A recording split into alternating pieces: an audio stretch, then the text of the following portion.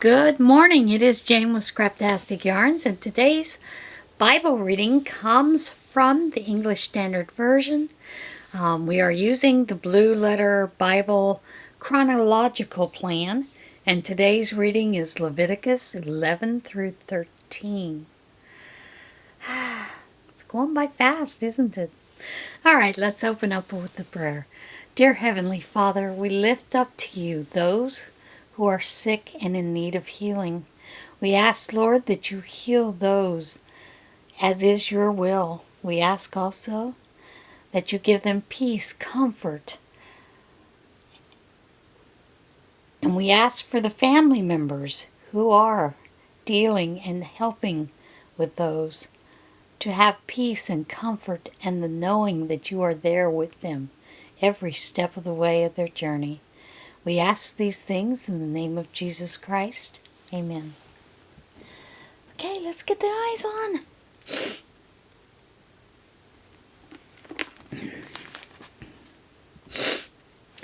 And the Lord spoke to Moses and Aaron, saying to them, Speak to all the people of Israel, saying, These are the living things that you may eat among all the animals that are on the earth.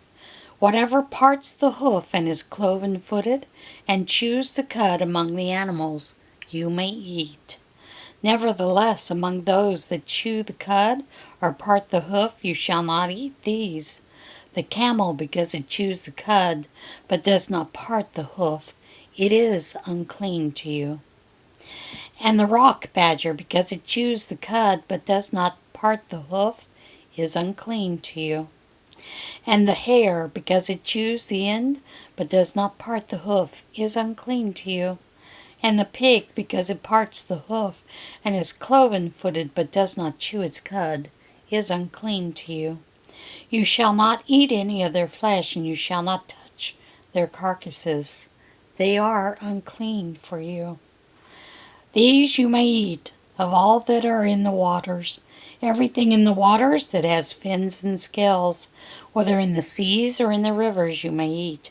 But anything in the seas or the rivers that does not have fins and scales, of the swarming creatures in the waters, of the living creatures that are in the waters, is detestable to you. You shall regard them as detestable. You shall not eat any of their flesh, and you shall detest their carcasses. Everything in the waters that does not have fins and scales is detestable to you. And these you shall detest among the birds. They shall not be eaten.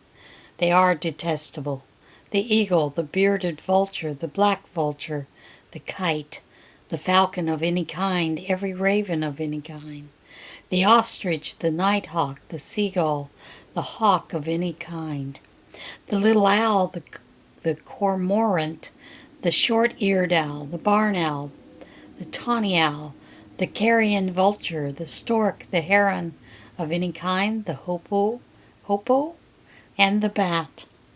All winged insects that go on all fours are detestable to you. Yet among the winged insects that go on all fours, you may eat these that have jointed legs above their feet, with which to hop on the ground. Of them you may eat the locust of any kind, the bald locust of any kind, the cricket of any kind, and the grasshopper of any kind. But all other winged insects that have 4 feet are detestable to you. And by these you shall become unclean. Whoever touches their carcass shall be unclean until the evening. And whoever carries any part of their carcass shall wash his clothes and be unclean until the evening. Every animal that parts the hoof but is not cloven-footed, or does not chew the cud, is unclean to you. Every one who touches them shall be unclean, and all that walk on their paws among the animals that go on all fours are unclean to you. Whoever touches their carcass shall be unclean until the evening, and he who carries their carcass shall wash his clothes and be unclean until the evening. They are unclean to you. And these are unclean to you among the swarming things that swarm on the ground: the mole rat, the mouse, the great lizard of any kind, the gecko, the monitor lizard, the the sand lizard, and the chameleon. These are unclean to you among all that swarm. Whoever touches them when they are dead shall be unclean until the evening. And anything on which of them falls when they are dead shall be unclean, whether it is an article of wood, or a garment, or a skin, or a sack, any article that is used for any purpose. It must be put into water, and it shall be unclean until the evening. Then it shall be clean. And if any of them falls into any earthenware vessel, all that is in it shall be unclean, and you shall break it. Any food in that could be eaten, on which water comes, shall be unclean.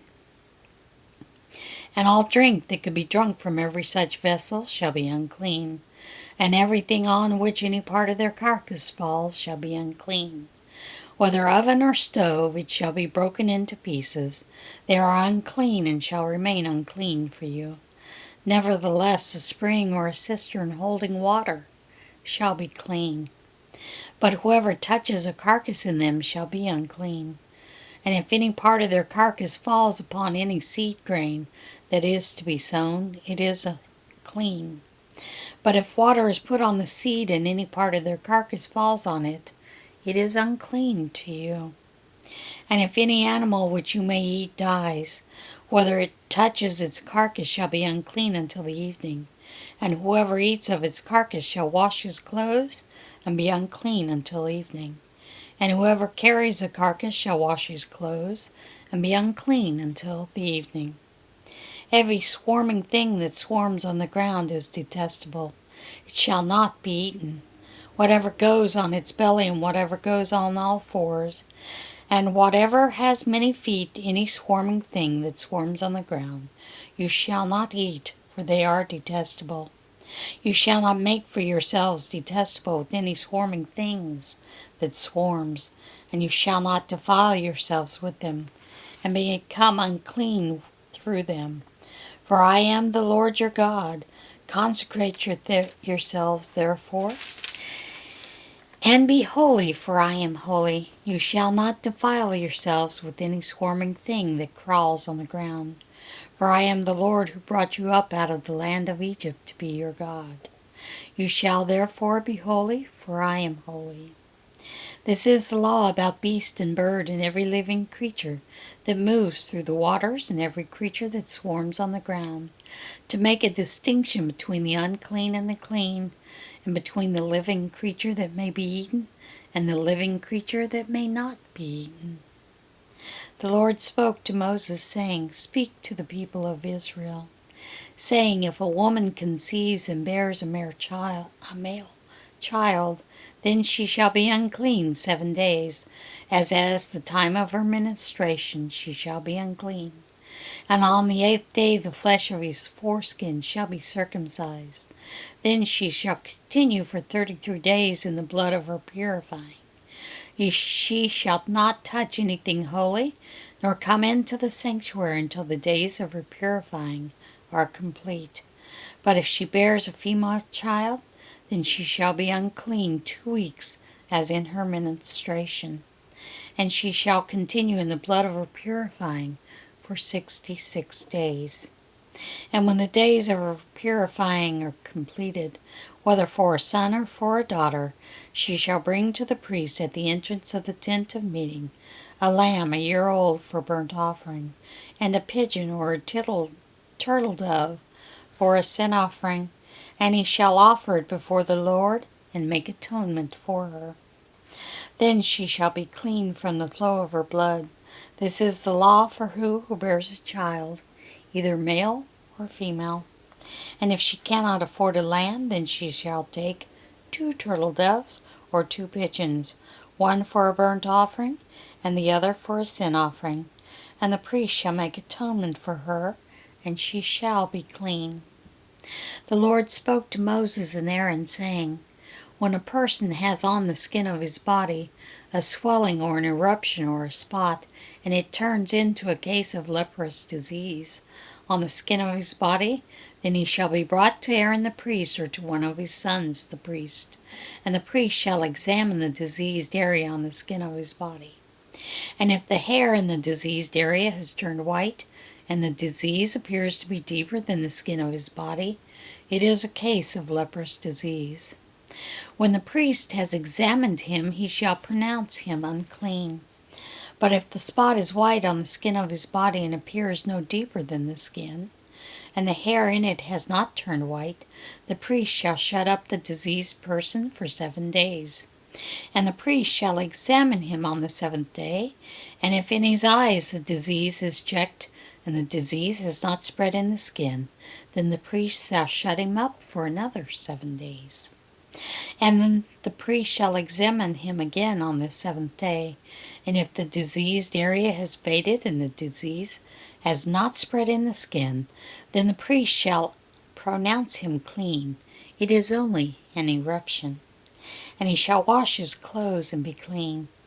But if the eruption spreads in the skin, and after he has shown himself to the priest for his cleansing, he shall appear again before the priest, and the priest shall look. And if the eruption is spread in the skin, then the priest shall pronounce him unclean. It is a leprous disease. When a man is afflicted with a leprous disease, he shall be brought to the priest, and the priest shall look. And if there is a white swelling in the skin that has turned the hair white, and there is raw flesh in the swelling, it is a chronic leprous disease in the skin of his body, and the priest shall pronounce him unclean. He shall not shut him up, for he is unclean. And if the leprous disease breaks out in the skin, so that the leprous disease covers all the skin of the diseased person, from head to foot, so far as the priest can see, then the priest shall look, and if the leprous disease has covered all his body, he shall pronounce him clean of the disease. It has all turned white, and he is clean. But when raw flesh appears on him, he shall be unclean. And the priest shall examine the raw flesh, and pronounce him unclean. Raw flesh is unclean, for it is a leprous disease.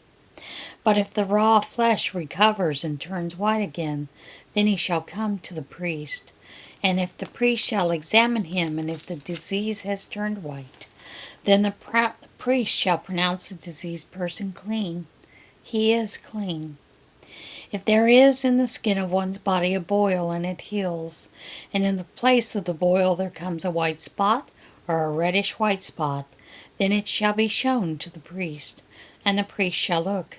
And if it appears deeper than the skin, and its hair has turned white, then the priest shall pronounce him unclean. It is a case of leprous disease that is broken out in the boil. But if the priest examines it, and there is no white hair in it, and it is not deeper than the skin, but has faded, then the priest shall shut him up for 7 days. And if it spreads to the skin, then the priest shall pronounce him unclean. It is a disease. But if the spot remains in one place and does not spread, it is the scar of the boil, and the priest shall pronounce him clean. Or when the body has a burn on its skin, and the raw flesh of the burn becomes a spot reddish white or white, the priest shall examine it. And if the hair on the spot has turned white, and it appears deeper than the skin, then it is a leprous disease. It is broken out in the burn, and the priest shall pronounce him unclean. It is a case of leprous disease. But if the priest examines it, and there is no white hair in the spot, and it is no deeper than the skin, but has faded, the priest shall shut him up for 7 days. And the priest shall examine him on the 7th day. If it is spreading in the skin, the priest shall pronounce him unclean. It is a case of leprous disease. But if the spot remains in one place and does not spread in the skin, but has faded, it is swelling from the burn, and the priest shall pronounce him clean, for it is the scar of the burn. When a man or woman has a disease on the head or the beard, the priest shall examine the disease. If it appears deeper than the skin, and the hair in it is yellow and thin, then the priest shall pronounce him unclean. It is an itch, a leprous disease of the head or of the beard. And if the priest examines the itching disease, and it appears no deeper than the skin, and there is no black hair in it, then the priest shall shut up the person with the itching disease for 7 days. And on the 7th day the priest shall examine the disease. If the itch has not spread and there is no yellow hair, or the itch appears to be no deeper than the skin, then he shall shave himself. But the itch he shall not shave, and the priest shall shut up the person with the itching disease for another 7 days. And on the 7th day the priest shall examine the itch, and if the itch is not spread in the skin, and it appears to be no deeper than the skin, then the priest shall pronounce him clean, and he shall wash his clothes and be clean. But if the itch spreads in the skin after his cleansing, then the priest shall examine him, and if the itch has spread in the skin, the priest need not seek for the yellow hair. He is unclean. But if in his eyes the itch is unchanged and black hair has grown in it, the itch is healed and he is clean, and the priest shall pronounce him clean.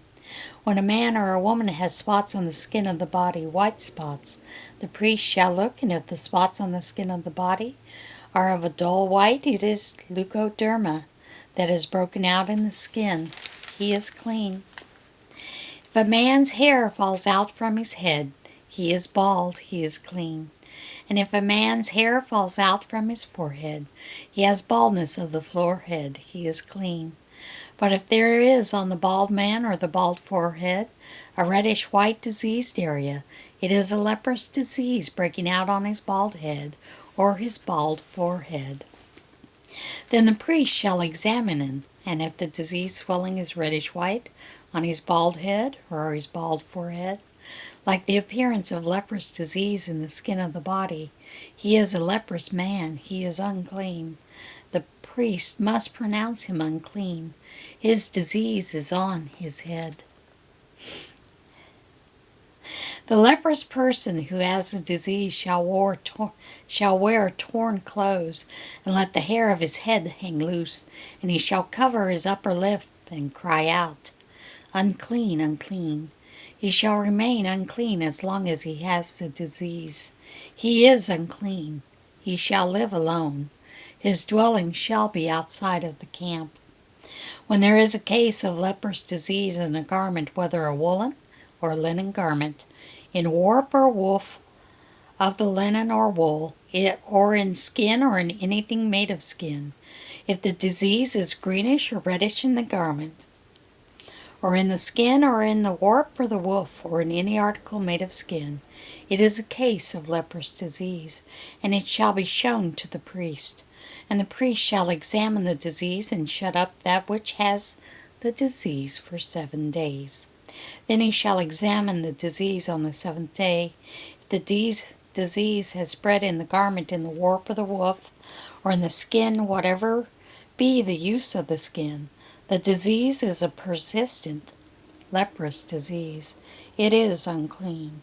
And he shall burn the garment, or the warp, or the woof, or the wool, or the linen, or any article made of skin that is diseased, for it is persistent leprous disease. It shall be burned in the fire. And if the priest examines, and if the disease has not spread in the garment, in the warp or the woof, or in any garment made of skin, then the priest shall command that they wash the thing in which the disease, and he shall shut it up for another 7 days. And the priest shall examine the diseased thing after it has been washed. And if the appearance of the diseased area has not changed, though the disease has not spread, it is unclean. You shall burn it in the fire, whether the rod is on the back or on the front. But if the priest examines, and if the diseased area has faded after it has been washed, he shall tear it out of the garment, or of the skin, or the warp and woof. But if it appears again in the garment, in the warp or the woof, or in any article made of skin, it is spreading. You shall burn with fire whatever has the disease. But the garment, or the warp, or the woof, or any article made of skin, from which the disease departs when you have washed it, shall then be washed a second time and be clean. This is the law for a case of leprous disease in a garment of wool or linen, either in the warp or the woof, or in any article made of skin, to determine whether it is clean or unclean. And that is it for today's reading. Go out there and be a blessing to someone. Do a kind act for someone. And get out there and see this big, beautiful world we live in. And I'll see you again tomorrow. Bye.